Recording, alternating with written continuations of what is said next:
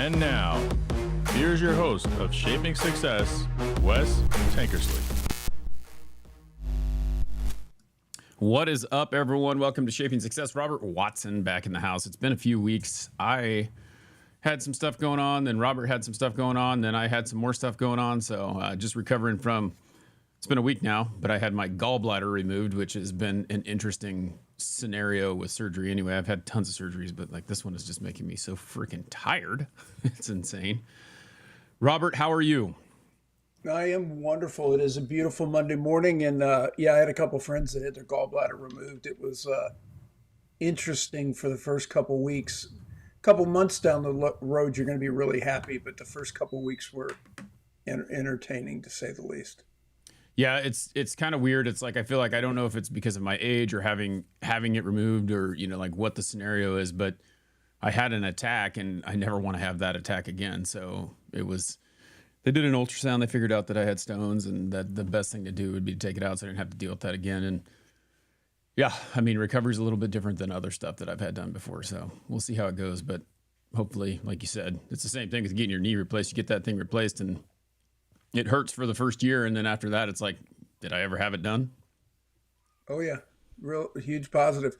So, I sent you that article on expectations, and I've titled the article, The Broken Story in Our Head. Mm-hmm.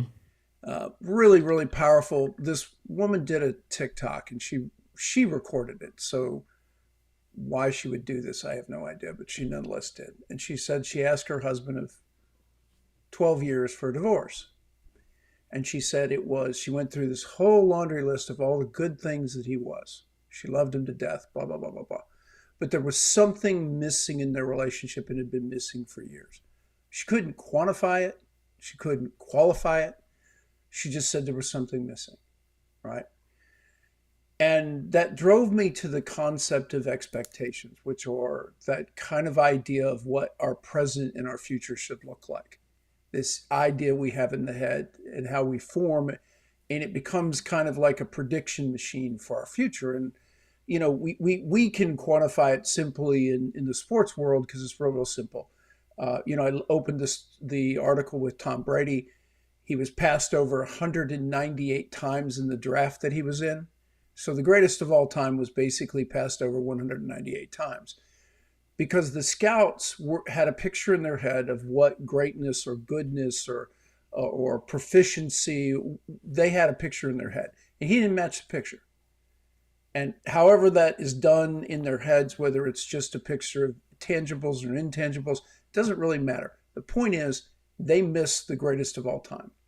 And it was really triggered by this young pitcher who I guess won the Cy Young Award. And looks like he's going to win it again. And he is a guy that basically they didn't think any big deal of, except for a scout went out and watched him while he was doing a rehab pitch in the snow.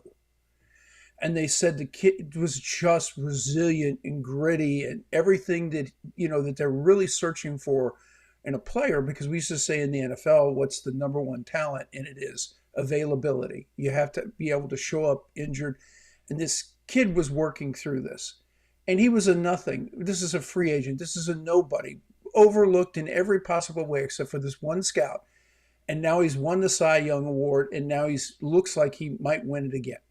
So again, the picture in our heads did not match reality of greatness or even goodness, and yet you see people get drafted in the first round all the time, and they're 2, 3, 4 years and out of the league or out of the NFL or Major League Baseball. So obviously there's a mismatch, just like this woman who cannot quantify or qualify why she's asking her husband of 12 years for a divorce.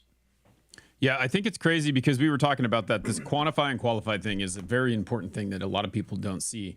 And in Major League Baseball right now, they're finding out, and I listen to my buddy, I'm going to call him my buddy. Will Clark's my buddy. Eric Burns, my buddy. I feel like they're my buddies because I listen to him talk about this stuff all the time.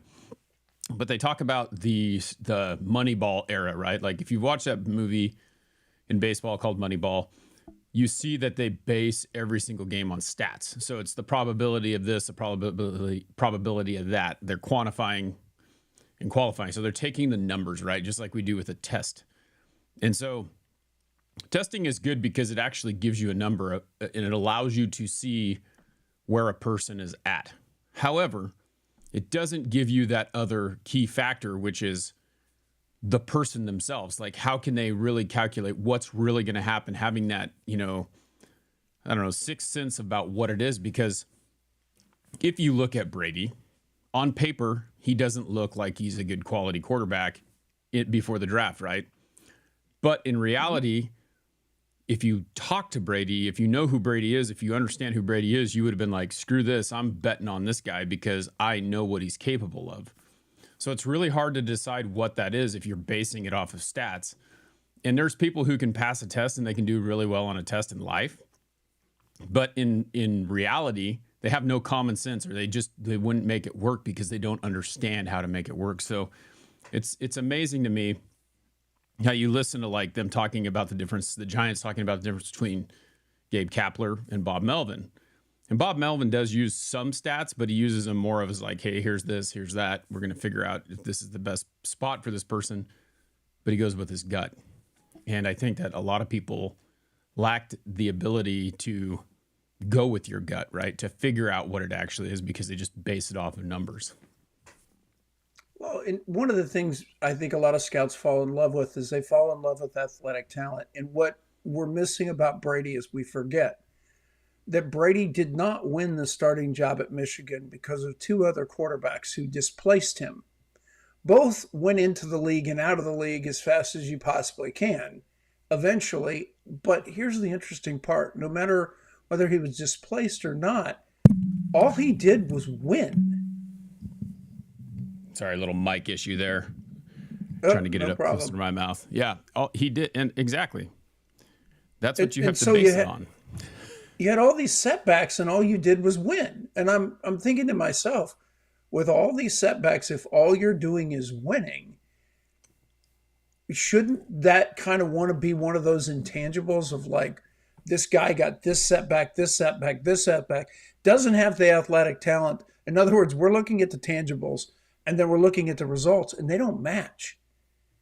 And we should immediately say, wow, okay, there's an outlier here. Because obviously this should not be happening. In other words, our stats are indicating they're predicting this, and yet he's doing that. That in fact is tangible. You can literally see it as an outlier and say, hold on a second, we might want to take these outliers. But you think about the quarterbacks. Again, I'm using sports because it's a simple analogy. Think about all the quarterbacks drafted in the first round. All this quarterback talent, all this arm talent, blah, blah, blah, blah, blah. Guess what? How many of them stick? Yeah. It's shocking how few stick with all the metrics. And my whole point is when you've been given every advantage and you're a Heisman Trophy winner and all you've done is win, win, win. And then you look at this other guy who doesn't have half this talent and he wins. You might want to look at the guy who has half the talent and figures out a way to win. That's a pretty impressive. Yeah, that's a pretty impressive resume. Yeah, and I mean, you look at other people. I mean, look at like, I don't know, Johnny Manziel or Jamarcus Russell, like in the NFL. Those are the ones that I come back to, and it's like, all right, we drafted this person in the first round because they won. Mm-hmm. But then you have to look the other way at like the work ethic and what they are and the type of person they are. So like, there's two sides of that coin, and you have to find that middle ground. What are the things that they have that will make them better. It's crazy to see. And you can't just do it based on numbers. That's all there is to it. There's got to be more to it. And right. And the idea that you're a human highlight reel because you're doing things off schedule, which for a quarterback is anytime I'm not hitting my first or second read, we're now going off schedule. We're going to the third read. We're going to make something happen. That's not actually a positive. You're supposed to be running an offensive game plan that takes advantage of the edge that your defense gives you. That means my first or second read should be open, or I have a bad offensive game plan. Right. It's not that difficult to look at the line of scrimmage and know what the defense is giving me. And I know what my offense is, either check out of the play or what? Find where I've got the advantage or the edge and get it to the guy who have the edge. That's on schedule. And what you're saying is we want to give these guys kudos for human highlight reel. of off schedule plays. Well, that's not repeatable. Right. That's the hard part. You can't repeat that. And I can tell you, in a Belichick type offense, everything was repeatable. Mm-hmm. Right? You literally, I've listened to Peyton Manning and his brother sit there and critique Brady, and they can literally tell you where he has an advantage and how he gets the ball to the guy who has an advantage by just looking at the line of scrimmage. Yeah. Because that's on schedule plays. They're not talking about a guy who's running around for 7-8 seconds buying time. That's not what they're talking about. They're talking about a guy who can run an offense. Yeah, it's crazy too, because I mean, you look at, like, let's go to basketball. You look at Michael Jordan, you look at LeBron James. It's like they practice, Kobe Bryant, practice the things that are going to happen in a game. Practice Right. a three-pointer for basics. every shot. Practice a free throw. Practice a jump shot that they're going to take every single game. And then when you get put in that situation where it's not easy, when you got two guys in your face and you take a weird off-balance shot, you're going to make it because you practiced the on-balance shot. Brett Favre was a great example of that. You watch him play quarterback, and you're like, what the hell is this guy doing? Halfway on the ground, throwing it up sideways to a guy, and got lucky one time, but he practiced all the other plays so that the got lucky play happens, 1 out of 10 times, right? Well, and he also threw a crap load of picks. Yeah, So he did. let's call it what it is. That's not, when you're asking who you won in a game where you need to win the game, you don't necessarily want the guy who's going to put you at maximum risk. Yep. You want the guy that can deliver the offensive game plan. The whole point of having a game plan is to execute it. It's not that complicated.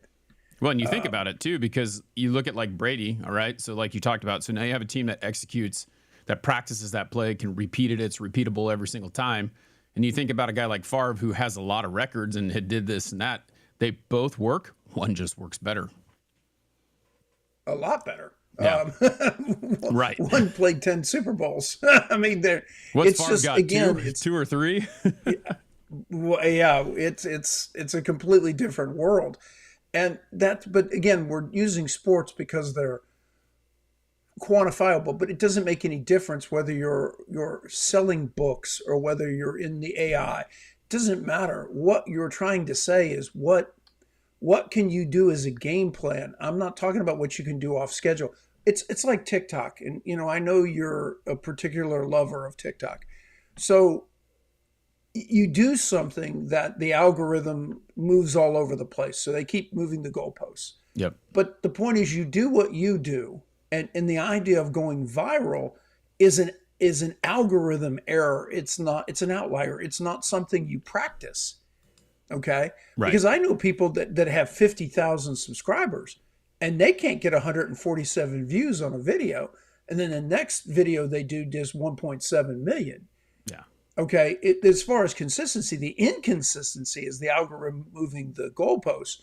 You just do what you do. The idea that you would try to create an outlier to go viral is actually ignorant.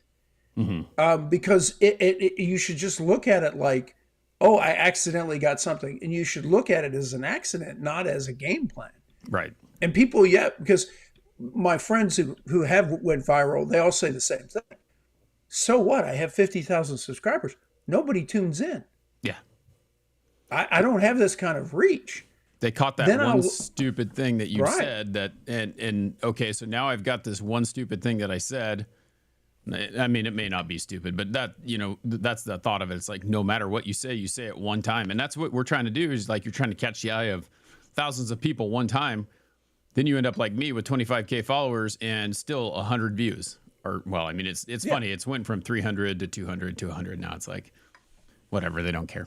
It doesn't matter. They're going to show what they want to show. Yeah, that's just the algorithm doing its thing. I've ceased to worry about that. But that expectation things is, we form a mental picture in our head of what the future should look like, and the problem is, most of the times that picture in our heads is broken, Yeah.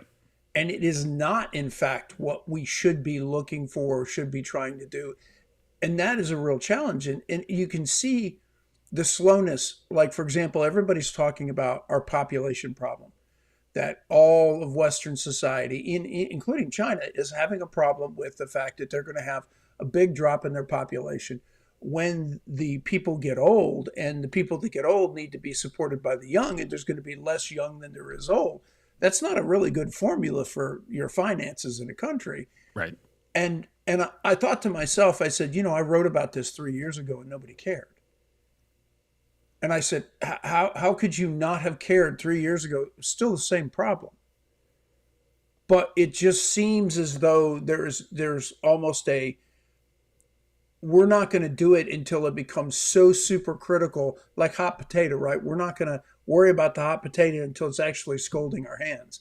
Yeah. And we see that so much in our society because the way we see the world, our expectations are completely out of line with what in fact is happening.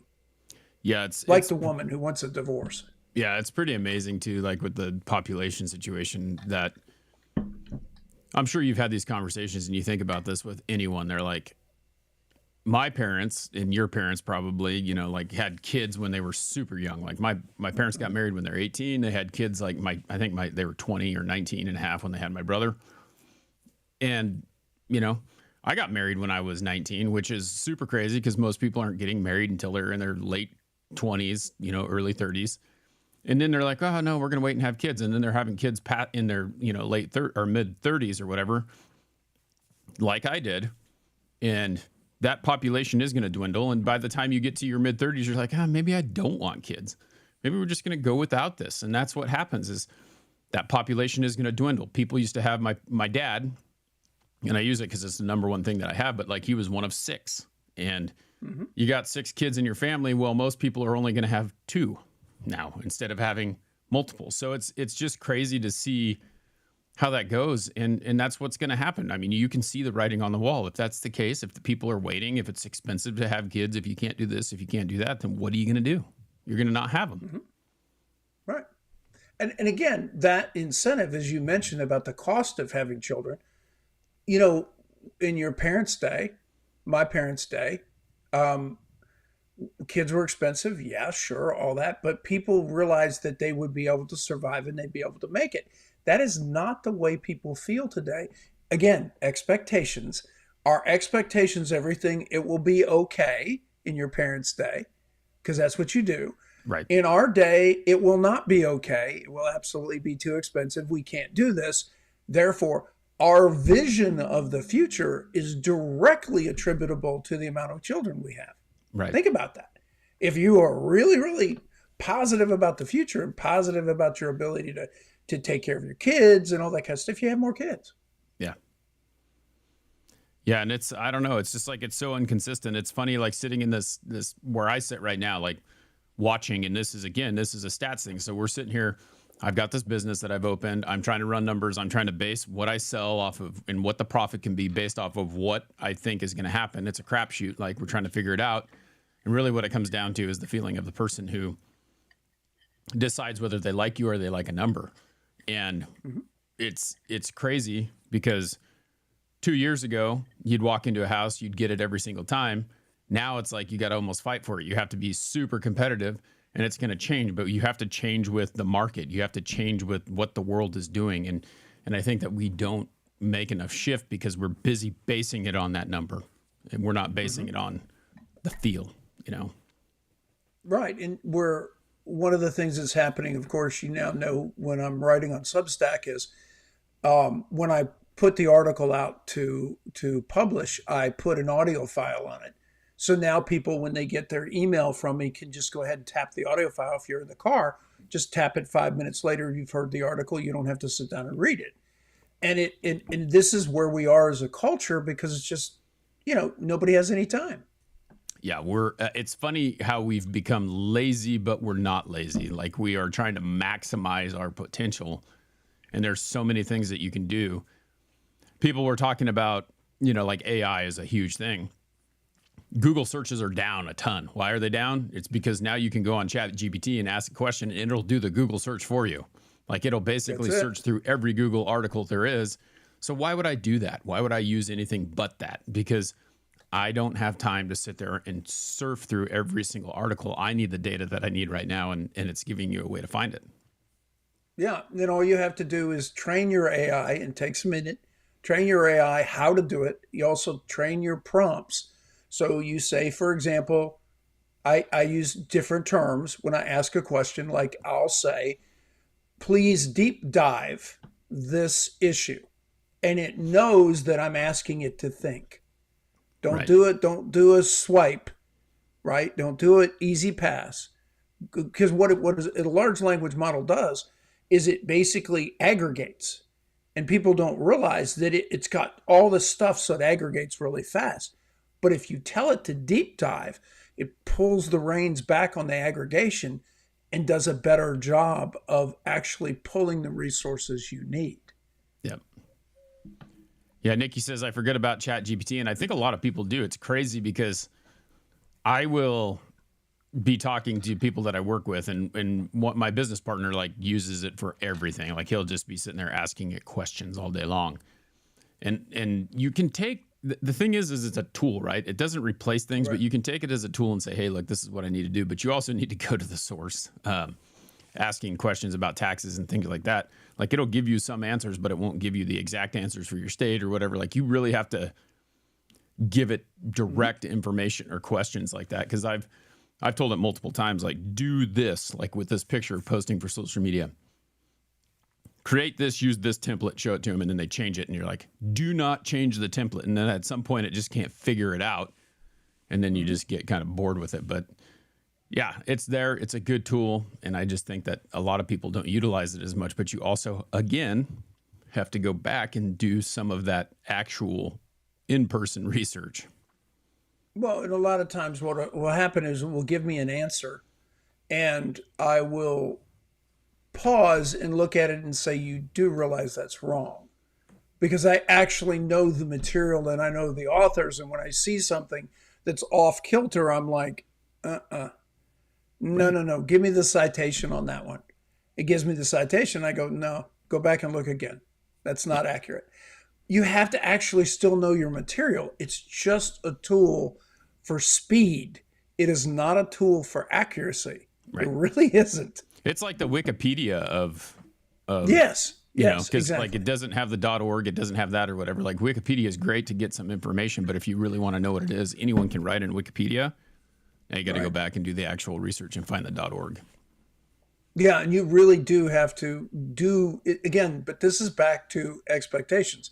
You can have these expectations in your head that absolutely do not match reality. Absolutely do not match reality. In other words, if I was guys drafting a quarterback in the NFL, I would take my models and throw them in the trash can. Yeah. Because you all suck. Just absolutely suck at this. And I can tell you, I'm sitting over in as an armchair person going, you do realize that that's not going to work. And they're like, oh no, they'll be fantastic. And I go, same thing every time, guys. You can use athletic talent in year one. You have 40% of the playbook in. That's all that you have. So you have all this athleticism. What happens is in year two, the defenses adjust. Ask CJ Stroud how that goes in year two. Ask all these guys who have fantastic year ones what happens in year two. The defenses adjust. They take away your strengths. You've got to evolve, right? Again, you can surprise me once for 1 year, but you're not going to surprise me in year two and year three. By year four in the NFL, you really have to grow. Yeah, and that's what I love, the fact that, you know, people, we talk about sports a lot, but this is like in life in general. Mm-hmm. You have to be able to adjust whatever it is. And when they're taking this number and they're looking at, hey, this is what this guy is going to be capable of, go and look at how many number one draft pick quarterbacks, how come they're not doing that number one stat and figuring out how many number one draft quarterbacks become Tom Brady? You know, how come they're not comparing every single number one draft pick that they pick to the best gold standard, and how they're creating that? Because they're like, oh, we're going to take him number one and he's going to be the best there is. It's a crapshoot. Everyone is different. It doesn't matter. You don't know, like a lot of things too is like these kids are coming from certain places where they're not even developed yet. Like they may be developed this year, but most men don't, 25 26, 27 is like the peak of their development. So they still may grow another inch. They still may learn something that just pushes them a certain point or takes them back down. It's a crapshoot. Plus, you've got to survive injuries. It's not a level playing field. It's not like if you go to a team, ask Troy Aikman what it's like to go to a team that doesn't win a game and you get the crap beat out of you. Okay. It ends your career early because you spend your time on your back. So it doesn't matter what I think of you. Can you even survive and that's the same thing with business, right? It is not just about, do you have the talent? Do you have the product? Ask Microsoft. Microsoft has a crappy product, but it's everywhere, right? I think everybody would agree that most of the OS systems in Apple work a whole lot better. But why in the world do you have such a crappy product out there? Because everybody uses it. Yep. Right? Doesn't necessarily, the one that's being used doesn't mean it's the best. That may be one of the most controversial things Robert Watson has ever said on this podcast. Just understand that we're going to get a lot of clips about that because, Apple is way better than Android. Well, I mean, Jesus, but let's put it to you this way. I would defy anybody to tell me that they like working with Microsoft Word, which is an absolute pain in the butt to work with, versus Google Docs. Yeah. Which is astronomically easy to work with. Yeah, it's crazy. I fight with the office gal a lot. Not fight, but like we have a conversation about it all the time. It's like, I use Microsoft Excel. This is what I use. This is what I use. And I'm sitting there going, well, you can do certain things with Microsoft Excel, but Google Sheets is so much more available. And like, oh my God, so fast. Yeah. And I'm just like, yes, the codes are different or whatever and all that stuff. But like, if I'm just using it just to track shit and I need to be able to get access to what that tracking is, I can just log into my Google account and I can find it at any time. And if I don't, if I don't want to use Excel, then I don't have to. But I don't know. It is what it is. And I'm sure there's people who are going to say, well, Excel does this and you got Office 365 and this and that and blah, blah, blah. And it's just like, still not as easy. No, that's what I'm talking about. It's just simple that I'm looking for, simple speed. And, I'm like, this is not simple. This is, I mean, yeah. Yeah, they think too controversy, maybe. Yeah, they think they're cute too when they do an update and like, oh, this is going to work so good for everyone. And it's shit. And then they don't backtrack on it. It's crazy. We're just going to force you to do, Apple does the same thing. We're just going to force you to do it this way, whether you like it or not, and either deal with it or don't. So, yeah. Oh, yeah. Well, great topic, Robert. I enjoy talking about this stuff. I think that people will have to understand that no matter what they're doing, there is going to be a little bit of room in there for error, but always looking at the data isn't always the answer. You have to dive a little bit deeper.